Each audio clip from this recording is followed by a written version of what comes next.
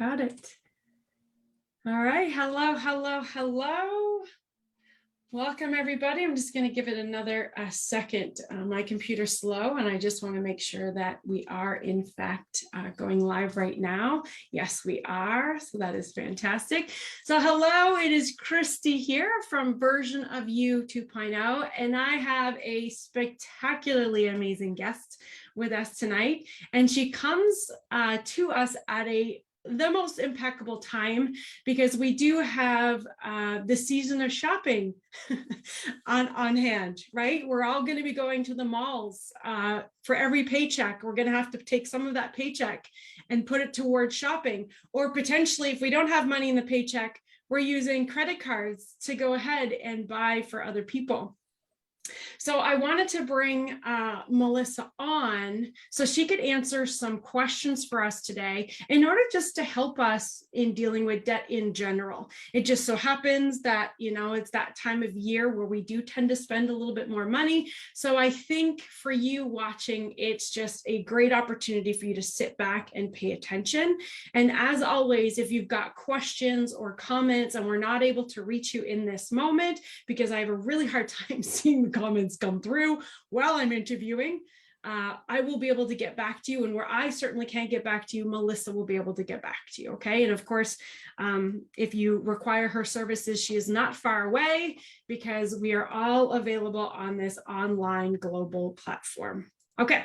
So without further ado, I'm going to go ahead and introduce Melissa to you, and then ask her a series of questions. So Melissa Houston is a CPA and finance strategist for CEOs. Melissa helps business owners increase their profit margins so they keep more money in their pocket and increase their net worth. One of the reasons why I love Melissa. Melissa is a columnist at Forbes.com and the host of the Business Society. Welcome, Melissa. Hi, thank you so much for having me, Christy. I'm really excited to be here. Listen, let me tell you, I am really grateful you're here. I know right now that this is a busy season for you. I know that you're dealing with CEOs who are trying to, complete their year end and planning for 2022 and beyond. So the fact that you're able to carve out some time for me this evening, I think is phenomenal. So thank you. Oh my God, anytime for you, Christy, anytime. So let's get right to it right away. And my very first question, of course, is how do we save our money when we actually do have debt? Yeah, that's a really good question, because a lot of people who are carrying debt, they really struggle with that. And it's really hard, especially what I notice with most of my clients is there's an avoidance factor. They don't want to know how much money they're owing. And they're thinking, okay, I'm just going to leave it aside until things get bad enough. And then, that usually is a little bit too late. So it's really important to be on top of your debt right from the get-go. And what I often talk about is, the levels of different debt. So if you've got credit card debt, that's the second worst type of debt you can carry, because those are really high interest paying loans. The first absolute worst type of debt you can have is payday loans. And I hope for the most part, people stay away from that. If you are getting sucked into that trap, you really need to do your best. Make that a priority to get out of debt right away. And I understand your question is around, how do you save money when you're in a situation of debt? But I really want to sound like an alarmist here, because if you are carrying payday loans, the worst thing you can do is save money. Get that paid off right away, because the interest payments that you're making on those payday loans are ridiculous. They're the highest, like it's highway robbery. And then if you've got credit card debt, you're usually looking at 20 to 30% interest rates. And Right. If you're carrying a lot of that debt, I mean, you're spending a lot in the debt expense from month to month. And quite often people are just looking at their credit card statements and they're like, well, what minimum payment can I make? And then just be done with it. But that's highway robbery too, right? Because you're just paying interest on top of interest on top of interest. And you may have heard, maybe you didn't, but you may have heard that usually credit card statements are showing you, how many years it's going to take for you to pay off that credit card if you're just making minimum payments, and you're looking at like 25, 50 years. Like it's insane, and that's without you using that credit card and adding more debt to it. So my Right. first recommendation is, when you're carrying debt with those two types of debt vehicles, really focus on trying to pay those off, or finding a lower interest um, debt that you can transfer everything over to, because those are really, really high interest rates that, you know, are just sucking away at your net worth. So when you have manageable debt, and by manageable debt, I mean that, you know, you're still comfortably paying your, not minimum payments, but you're paying a good chunk towards paying off that debt. And with the holidays coming up, there's so much temptation and stuff. But, you know, ideally, I like clients to start saving their money, you know, around July. You know that this money is going to come due. You have to buy, well, you don't have to, but you know that you're going to want to buy gifts for the holidays, and, Right. you know, treat yourself and parties and this and that. It's a very expensive time of year. So July has passed. The next best time is today, right? Right. So managing your money and knowing how much you can allocate towards your, you know, Christmas savings, and you know, ensuring that you're living within your means, not going into debt. It's unfortunate if you're in a situation like that and you feel guilty, because money is the most emotionally charged topic there is out there. So when people are Christmas shopping, usually there's emotion attached to that. Yeah. They feel like if you're not spending enough, the person's not going to appreciate it, or they may not love you as much, or there's so many stories we can tell ourselves about spending money. But you really have to look at it through the lens of, I need to help myself first before I can help others. And you may have to slash your budget on your Christmas shopping, but ultimately you're doing yourself a service. You know, it's the tough choice of putting yourself first before you know, put others first above your financial health. And I think people would appreciate that in the end, right? Like, for instance, if I was looking to buy you a gift, but you knew that I was struggling with making money or saving money or paying off my bills, as my friend, I think you would prefer that I'm happy Oh and my less goodness, stressed yes. than the gift that I would buy you. And I think that would be the same mentality from people's family and friends, but it does require some level of vulnerability from the person with the debt to say, listen, this year, I'm not going to be able to get the same number of gifts as I had in the past, or, you know, this year it's going to be cards, or this year it's just going to be a nice celebration. We're all just going to get together. You know, and some of my favorite gifts, and I'm sure it's not just me, are the homemade thoughtful gifts, right? And I know it sounds cheesy and it sounds like an easy way out, but those are the gifts that really come from the heart, right? Somebody took the time to make something special for me, and I really appreciate those. And especially if a friend, you know, like you yourself or anybody else comes to me and says, "Listen, I really feel bad about this, but this is, you know, my situation." I would be like, "Oh, do not ever worry about that," Yeah. right? Because for me, friendships, relationships, you know, family relationships, whatever, it's not defined by, you know, the price tag on the gift. For me, really, it's like how you treat me all year round is Yeah. is really the value of the relationship. It's not the gift. Yeah, I appreciate that. I think, that speaks to your point about avoidance. I think that speaks to the point about, how somebody identifies themselves. When people have those worthiness issues, they perceive that the only way that people like them is if they are a little bit more grandiose, whether that be in their time or in their money giving or whatever the case may be. But in the end, that's not true. And the more that people can Exactly. come to terms with that, the less debt and, obviously the less stress.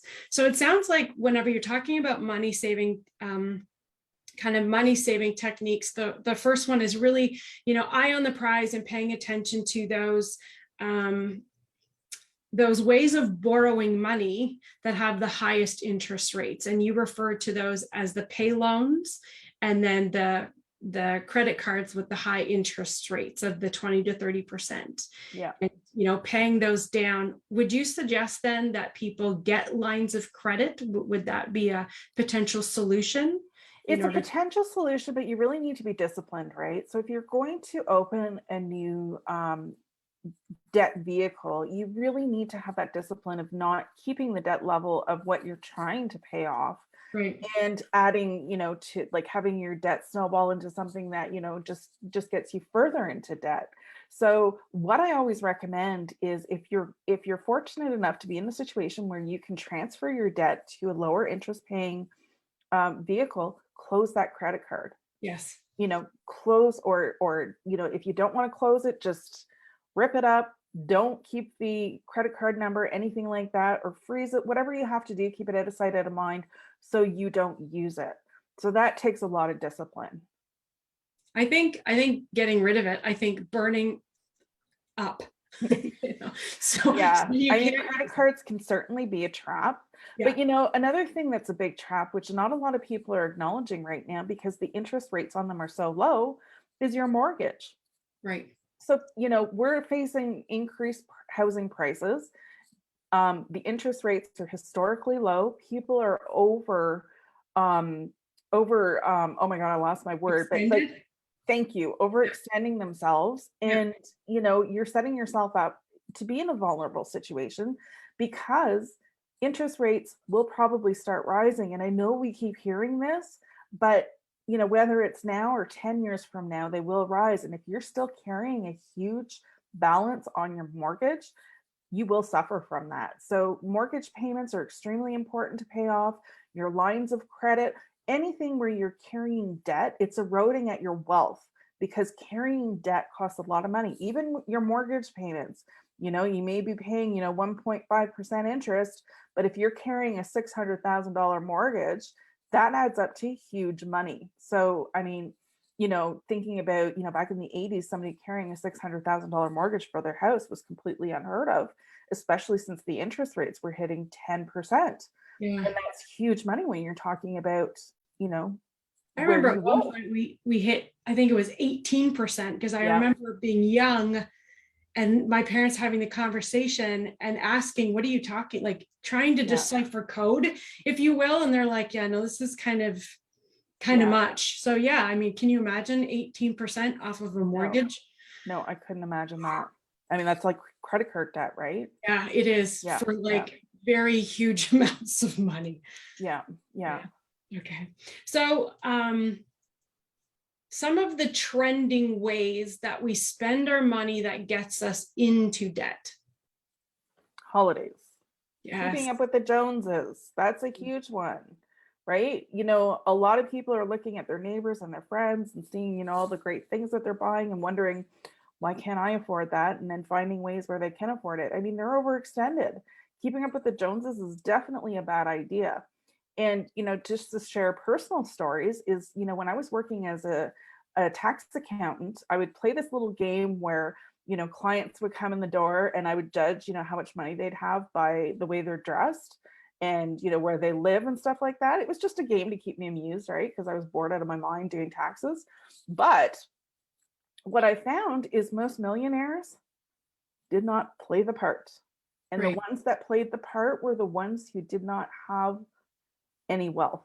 So that is definitely a trend that needs to go away. And people really need to be content and grateful for where they are in their lives and understand that these things, this stuff, it's not there to make you happy. These Right. things don't make you happy. It's your relationships, it's your the way that your gratitude each and every day, your personal happiness is really what counts, not, what car you're driving or, whatever, right?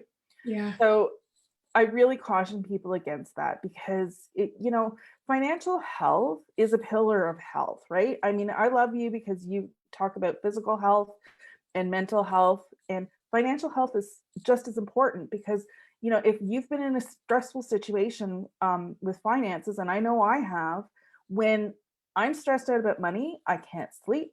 Yeah. I'm distracted. I feel like a loser. I'm beating myself up over it. Like there's so many things, and it just affects my mental health. And I'm down and I'm stressed and I'm not sleeping, and it just affects everything. And So it makes or breaks a relationship too, right? absolutely. I was just talking about this yesterday with somebody where we were talking about, it's one of the top 2 or 3 reasons for divorce is, money management, how you handle your finances with your partner. Yeah.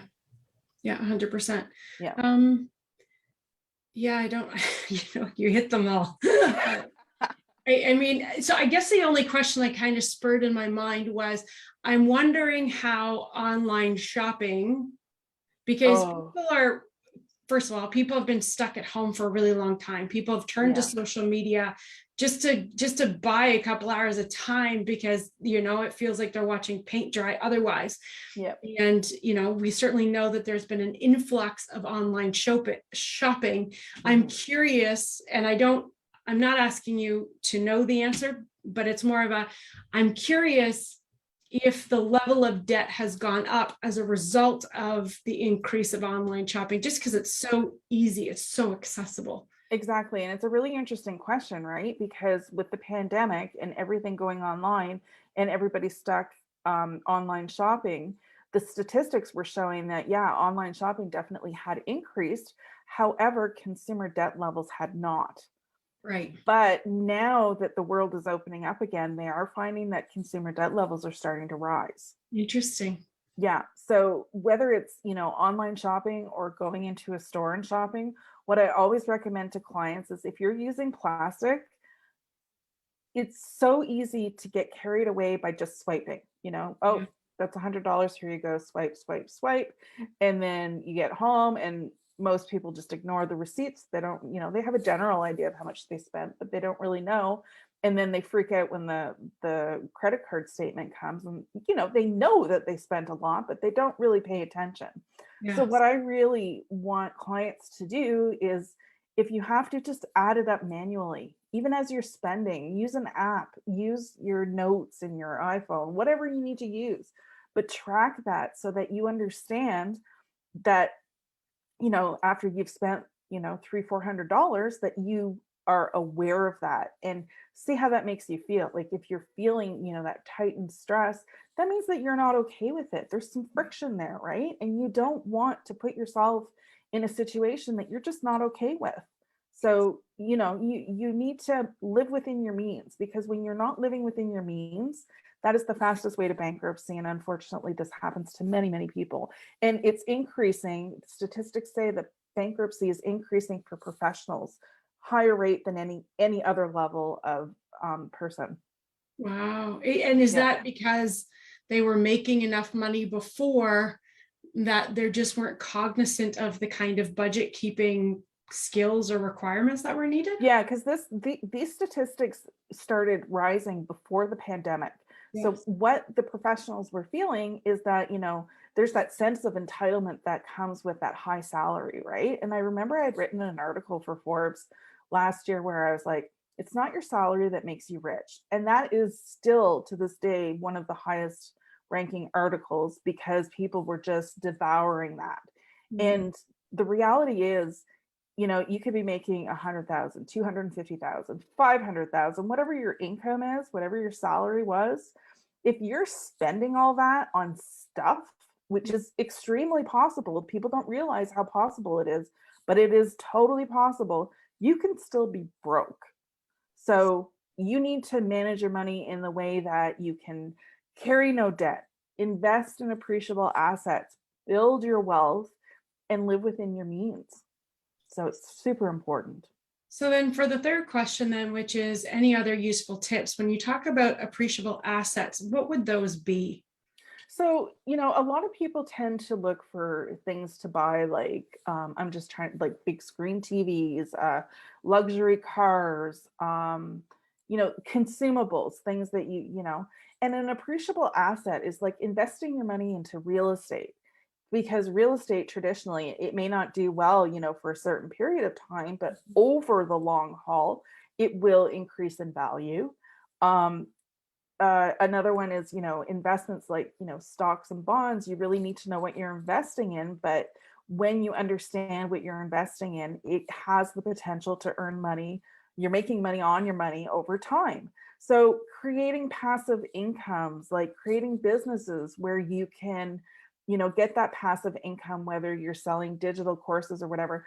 And a little caveat here, I don't really believe that any passive income is completely passive. There's always a level of effort that you have to put in to maintain that Yeah. passivity. Being a passive income earner, I 100% agree with that statement. Exactly. It's very misleading when people talk passive. Yeah. Partially passive. Yeah. So I mean, just being smart about your money and having that goal of having your money work for you is the best way to increase your wealth.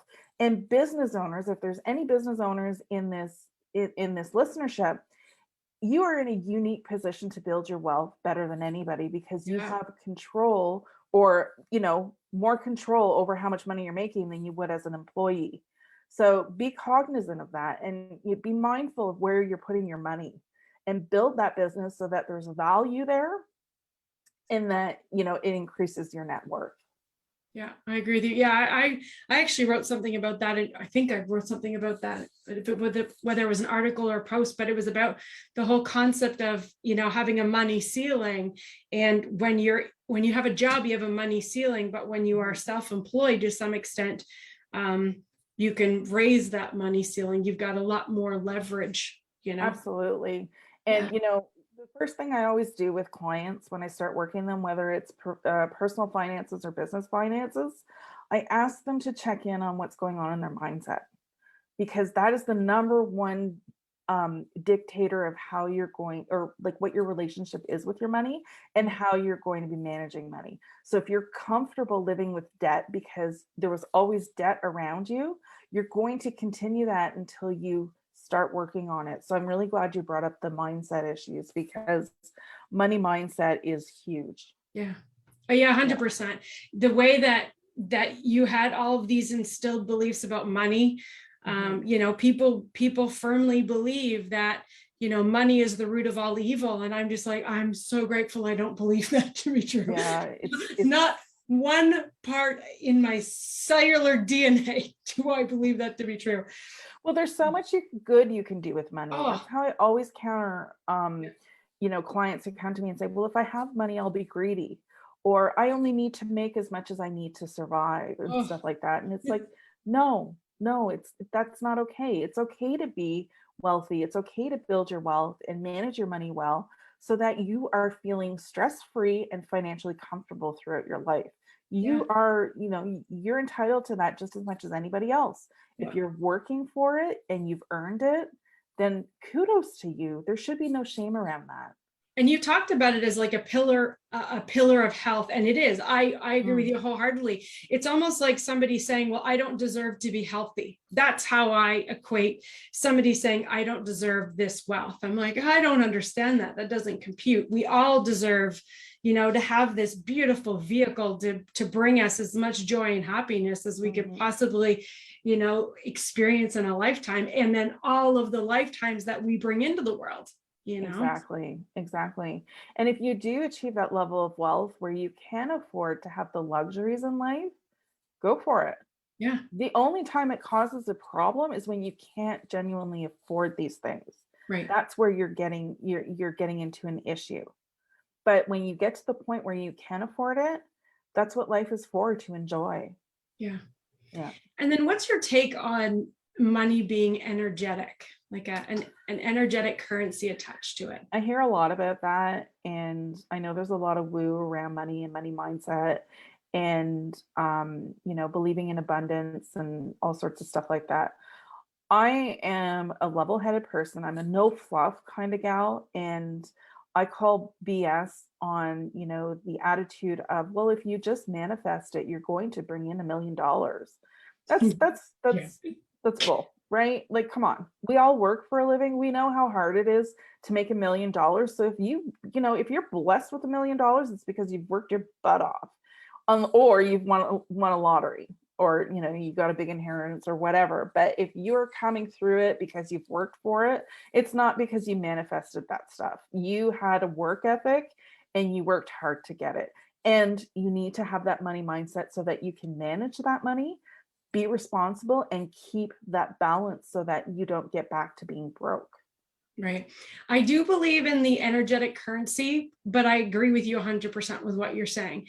I think Mhm. for me, you're right. Like you can't just manifest money because like I could tell you, you'd be seeing money raining down from Exactly. the I think we ceiling all right would. now. Okay. I am so Yeah. good at manifesting that wouldn't be a problem.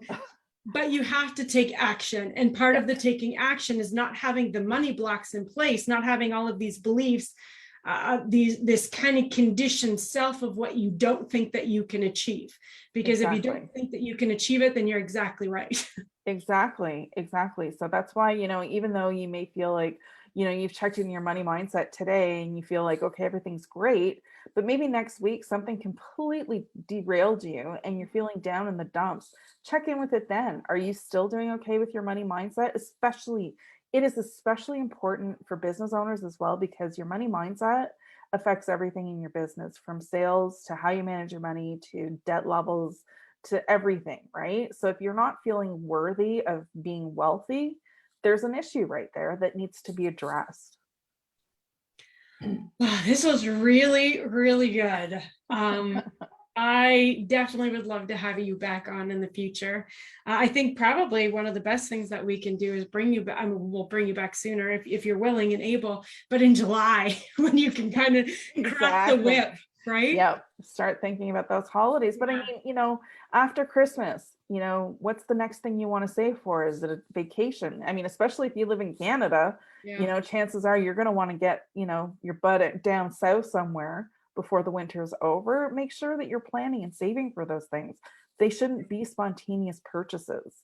They should be well thought out, planned purchases so that when you are taking vacations or buying those big screen TVs or whatever it is that you want, that you're buying it guilt free because it makes a difference when you charge it and you don't have the money to pay for it versus having it fully paid and you have the ability to fully enjoy it. I agree with that 100%. I love Yeah. that. And what a great way to end our interview today. Well, thank you very much, Melissa. I Thank really you so much for having me. It's been fun. your brilliance as usual.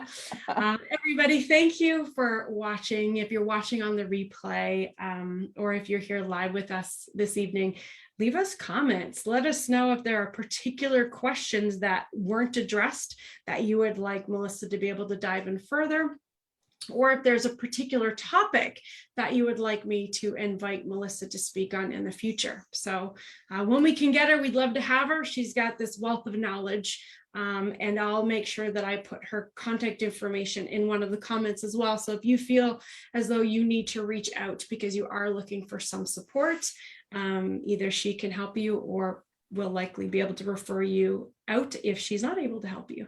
So here's the showing up for you, everybody. Thank you very much for your time. Have yourself a great rest of your day or evening.